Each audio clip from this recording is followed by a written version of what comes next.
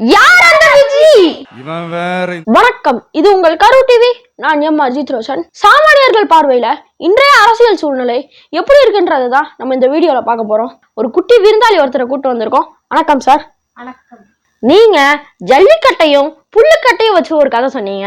அது மாதிரி இப்ப நான் ஒரு கதை சொல்றேன். ஒரு பாட்டி வடை சுட்டு லாஸ்ட் வடை இருந்துச்சு. காக்காக்கும் நரிக்குள்ள ஒரு போட்டி. அந்த வடையை யார் முதல்ல திருடுறான்னு. காக்கா முதல்ல திருடிட்டு ஓடி போயிருச்சு. நரி தந்திரசாலியாச்சு.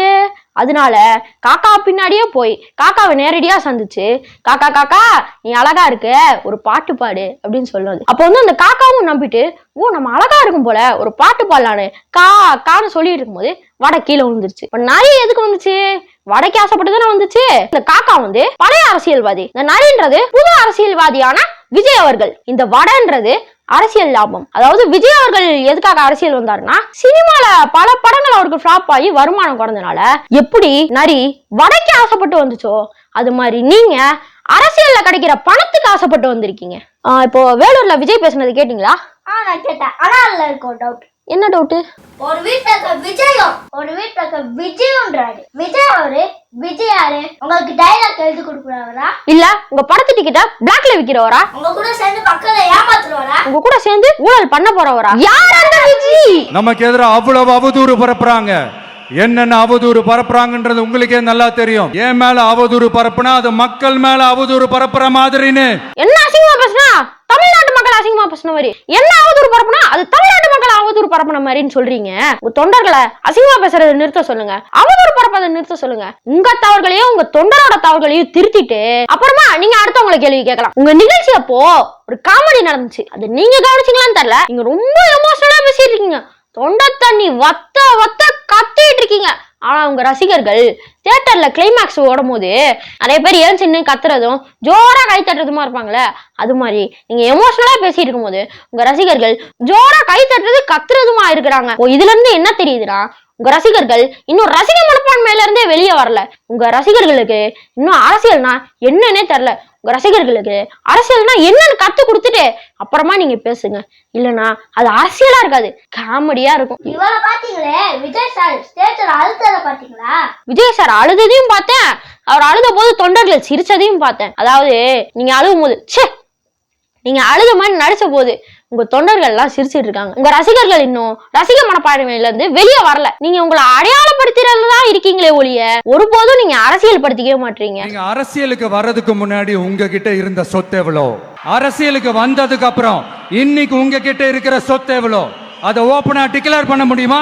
அருமையான கேள்வி சார், சூப்பரான கேள்வி சார், கரெக்டான கேள்வி சார், ஒரு அரசியல்வாதியை பார்த்து கேட்க வேண்டிய கேள்வி சார். ஆனா நீங்க ஒண்ணு மறந்துட்டீங்களே சார், இப்போ நீங்களும் அரசியல்வாதி தான் சார். இதுக்கு முன்னாடி நீங்க சினிமால இருந்தப்போ எத்தனை டிக்கெட் பிளாக்ல வித்தீங்க, எத்தனை டிக்கெட் நேர்மையா வித்தீங்கன்னு உங்களால நேர்மையா டிக்ளேர் பண்ண முடியுமா?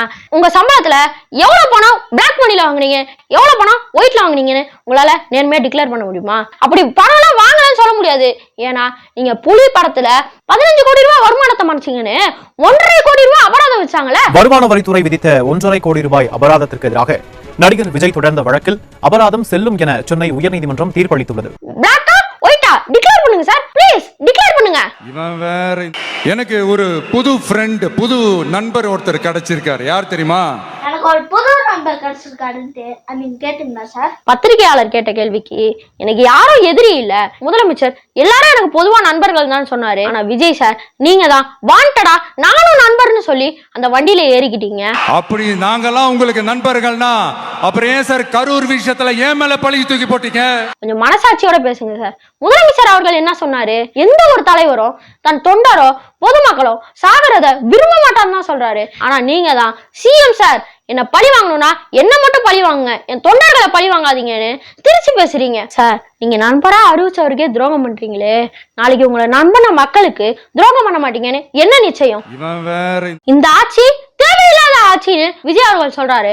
ஆனா இந்த ஆட்சியில தான் மகளிர் உரிமை தொகை, மகளிர் விடியல் பயணம், காலேஜ் படிக்கிற மாணவிகளுக்கு எல்லாம் 1000 ரூபாய் போய் சேருது. காலேஜ் படிக்கிற மாணவர்களுக்கு லேப்டாப் வழங்கப்படுது. ஜெயலலிதா ஆட்சியில லேப்டாப் வழங்கினப்ப அதுல ஜெயலலிதா போட்டோ இருந்துச்சு. இப்ப முதலமைச்சர் வழங்கினால அது மு க ஸ்டாலின் போட்டோ இருக்கு. அந்த போட்டோவை பெட்ரோல் ஊத்தி அழிச்சிட்டு உங்க போட்டோவை போடுறாங்க. நீங்க இன்னும் ஆட்சிக்கும் வரல, அதிகாரத்துக்கும் வரல.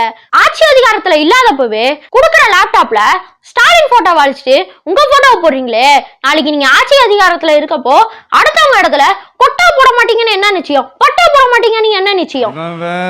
அடுத்து இந்த சட்டம் ஒழுங்கு அது காணாம போய் ரொம்ப நாள் ஆச்சு. நீங்க அந்த சட்ட ஒழுங்கை பத்தி பேசாதீங்க. ஏன்னா உங்க வேனை பின்தொடர்ந்து ஒரு 8 பைக்ல ரசிகர்கள்லாம் வராங்க. அதுவும் ஹெல்மெட் போடாம பாதுகாப்பற்ற முறையில வராங்க. அதையும் கண்டுக்க மாட்டேன்றீங்க. உங்க வேன்ல முட்டி நிறைய பேர் கீழே எல்லாம் விழுறாங்க. அதையும் கண்டுக்க மாட்டேன்றீங்க. இப்ப கூட வர 8 ரசிகர்களே உங்களால கட்டுப்படுத்த முடியல. நாளைக்கு ஒருவேளை ஆட்சிக்கு வந்து இந்த 8 கோடி பேரை எப்படி கட்டுப்படுத்த போறீங்க? இந்த நாட்டை எப்படி காப்பாற்ற போறீங்க?